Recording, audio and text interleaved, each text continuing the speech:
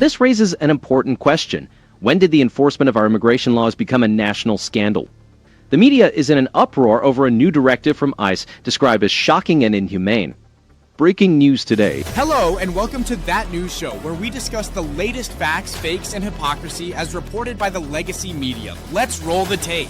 For years, Democrats and their media allies have portrayed basic immigration enforcement as a moral failing, undermining American sovereignty. But we must ask, since when has protecting our borders been controversial? MSNBC is reporting on a new ICE memo that has sparked a strong reaction from experts, labeling it shocking and inhumane. Perhaps the real scandal is how long Washington has neglected the will of the people in favor of a globalist agenda that prioritizes everyone but American citizens. Now, with the White House striving to restore order, we are expected to be appalled? Let's jump right into this.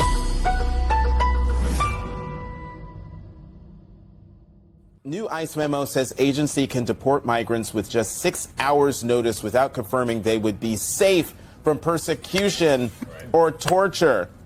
I'm going to read this. Federal immigration officers may deport immigrants with as little as 6 hours' notice to countries other than their own, even if officials have not provided any assurances that the new arrivals will be safe from persecution or torture. Anthony, how is this even legal?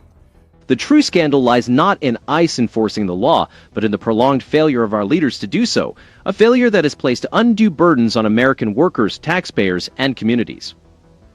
ICE is now empowered to enforce immigration laws and protect national sovereignty.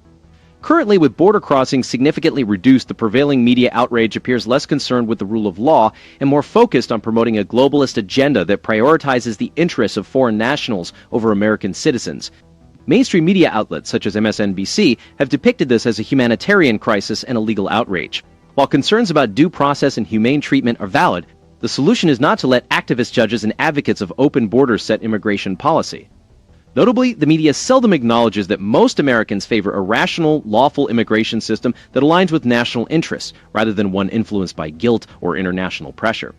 The U.S. has struggled with a dysfunctional immigration system for years, plagued by bureaucratic delays and legal obstacles that have undermined the enforcement agency's effectiveness. Federal immigration officers now have the authority to deport migrants with as little as 6 hours' notice to countries that may not be their own, without assurances of safety from persecution or torture. The argument that deportations should be indefinitely delayed for legal or diplomatic reasons is unsustainable. Without the ability to remove individuals who are here illegally, the U.S. would forfeit its right to control its borders. Despite criticism, most Americans recognize that a country without borders ceases to be a sovereign nation. Consequently, many individuals from countries like Cuba, Venezuela, and Sudan, where returning could pose serious risks, now face deportation to unfamiliar nations where they lack familial support and assurances of basic rights. Because the immigration system, we've known, it's been broken, it's always broken. Politicians come in, they promise they're going to fix it, and then they don't, because they want to continue to use it as a political football. So yes, border crossings are down, but we've seen border crossings ebb and flow over all administrations.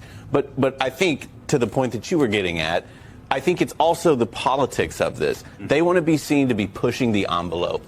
And on every front of this immigration issue, Stephen Miller is pushing everyone to get the numbers up. But is that really the best way to go about this? Because then you're, like you say, you're going and getting gardeners. You're getting people when they promised it was just going to be the criminal. The law must be upheld. The previous administration under Biden and Harris saw record surges at the border and did little to address them, claiming to uphold the rule of law while their policies appeared to cater more to globalist interests than to American workers and communities. Now there are complaints that enforcement is overly aggressive, that ICE quotas are too high, and that the focus has shifted from criminals to ordinary workers. The American people deserve more than endless promises and empty rhetoric. While concerns about due process and humane treatment are valid, these issues should be addressed through targeted reforms, not by weakening enforcement or relinquishing control of immigration policy to activist judges and international bodies.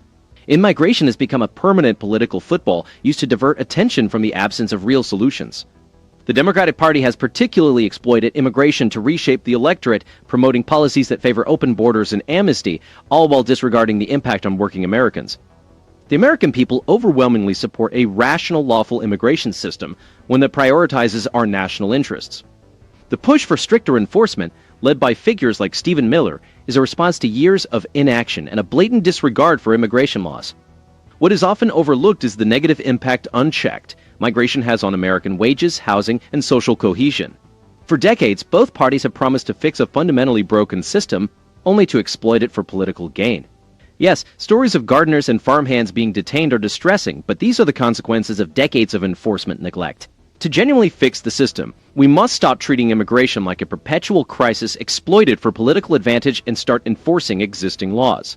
The cycle of political posturing on immigration is nothing new in Washington. We've witnessed fluctuations in border crossings under every administration, yet the core dysfunction remains because there is no genuine desire to resolve it. Donald Trump here has promised, he wants the country to believe that we are being invaded by criminal illegal aliens and they are terrorizing our communities. That's their message. But the facts don't bear that out. Undocumented deportations are down and violent crime is at historic lows. And that's the point that we got to focus in on. Right up the street in Baltimore. Although it's accurate that deportations of undocumented individuals have decreased, this overlooks a significant policy shift that has led to a surge in ICE detentions, primarily targeting non-criminal immigrants. A more balanced approach would acknowledge that current policies aim to restore control and fairness to an immigration system long exploited for political ends. The situation in Baltimore and other areas calls for a more truthful and less ideologically driven discussion, something MSNBC has yet to provide. Visually, MSNBC portrays peaceful neighborhoods and hard-working immigrants, seldom showing the strain on local resources or the victims of crimes committed by those unlawfully in the country. MSNBC relies on emotionally charged stories, focusing on families and workers, which diverts attention from the broader impacts on American communities, including the erosion of national sovereignty and the rule of law. This enforcement shift is a reaction to previous policies that prioritized appearances over effective border control, leaving communities frustrated. MSNBC's segment presents a view that doesn't withstand scrutiny. MSNBC's coverage does not recognize that the current enforcement strategy is a necessary corrective measure rather than an overreach. The network's experts often confuse legal immigration with illegal entry, blurring the lines in the debate and promoting a narrative that any enforcement is inherently cruel. While compassion is crucial, it must not undermine order, fairness, and the well-being of American communities. The network claims that concerns about criminal illegal aliens are merely political theater, overlooking crucial data and the broader context of enforcement priorities. Instead, it frames the debate in a way that seems to prioritize non-citizen interests over those of the American public. While it's true that violent crime in Baltimore has dropped to its lowest in decades thanks to a multi-agency approach and targeted policing, this doesn't tell the whole story about immigration enforcement. The network could enhance its coverage by including more voices from law enforcement, local officials dealing with resource shortages, and citizens impacted by illegal immigration. Their panels mainly feature advocates and former officials from the last administration, offering little balance. MSNBC's storytelling and choice of guests perpetuate a narrative of victimhood, seldom acknowledging the impact of unchecked migration on American workers, schools, and hospitals. Civil immigration arrests have spiked by over 250% in the past month. Now, the focus is on rebuilding that trust, even if it involves tough decisions about who can stay and who must leave.